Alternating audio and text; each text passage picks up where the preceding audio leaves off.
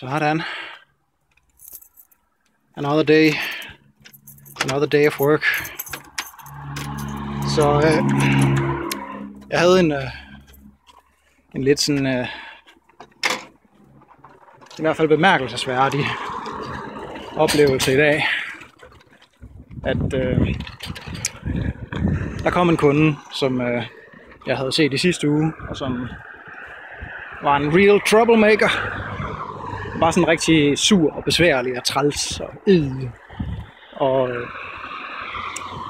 ville gerne have, hele verden skulle gøre, som han tænkte, uden at han behøvede at sige noget. Sådan var han i sidste uge. I dag kom han ind og med en favnfuld ting i en pose, som han først lagde på et bord, og så kom hen til mig og sagde, giv mig den pose med ting. Og allerede der, altså det er lidt mærkeligt. Vi fik, altså, han snakkede dårligt dansk, hvilket altså, det gør jeg også, så der skal jeg ikke snakke for højt. Men vi havde allerede fra starten af meget svært ved at kommunikere med hinanden. Og det vi nåede frem til var, den her pose var fyldt med nogle ting, som han gerne ville bytte. Hvorfor jeg så prøvede at forklare ham, at det kunne man ikke. At vi bytter ikke ting. At den fungerer ikke her i butikken. Og til han så mente, at der var den her ting, der ikke fungerede. Der var en ting, der var i stykker. Og hvor meget jeg ikke havde lyst til at tage hans ord for det.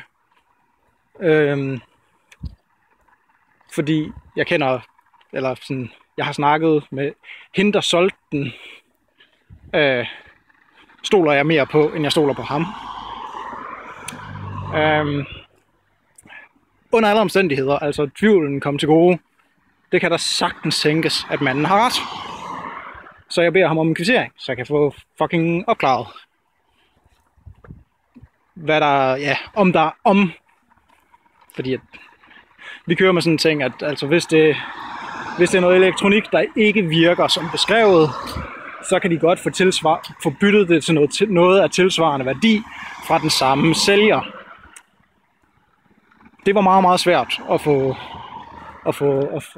at få computet i de her. Han var der sammen med konen i de her menneskers hoveder.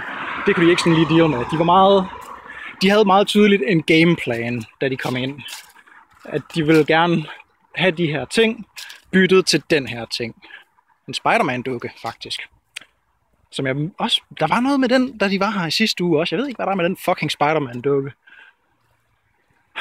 Den koster 75 kroner. Og den er ikke særlig god. Men den, altså, it's a whole thing.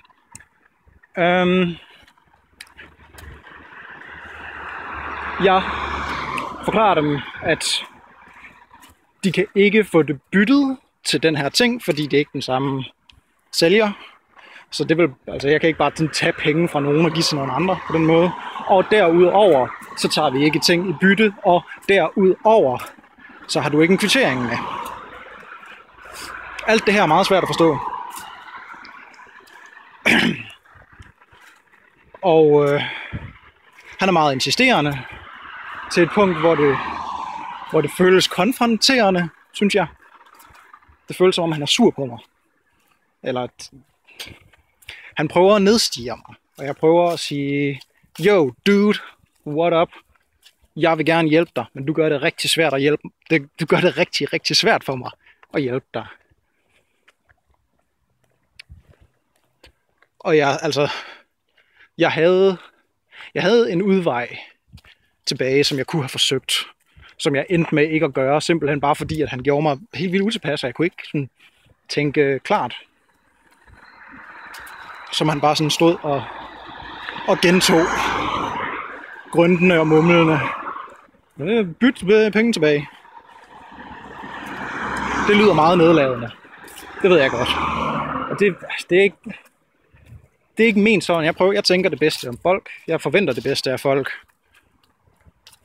Men Altså, for ret ud og fortælle historien sandfærdigt, så var det nogenlunde sådan, det foregik.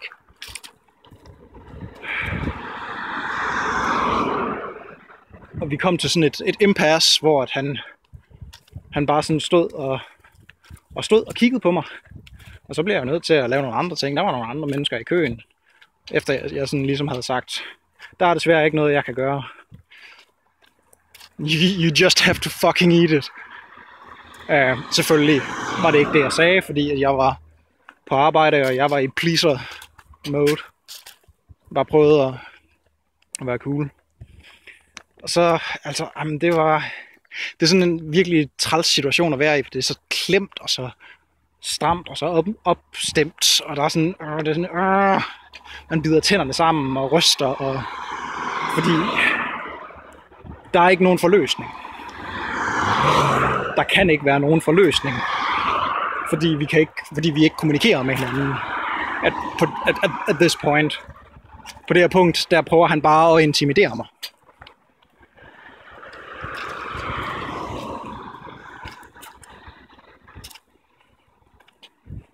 Hvor han så, altså efter jeg prøver at ignorere ham, selvom jeg har nok rystet lidt, fordi jeg synes, at nogle situationer er vældig ubehagelige. Jeg tror også, det er det, der har fået ham til at blive ved, fordi han ville se, hvor længe der gik, før han knækkede mig.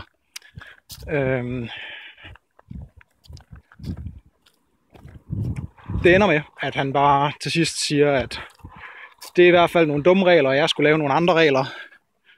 Og siger, at han vil gå til politiet en dag, fordi han ikke kunne få byttet en ting, uden at have en kvittering. Og ja, så gik jeg og var sådan lidt fucked over det. Fordi,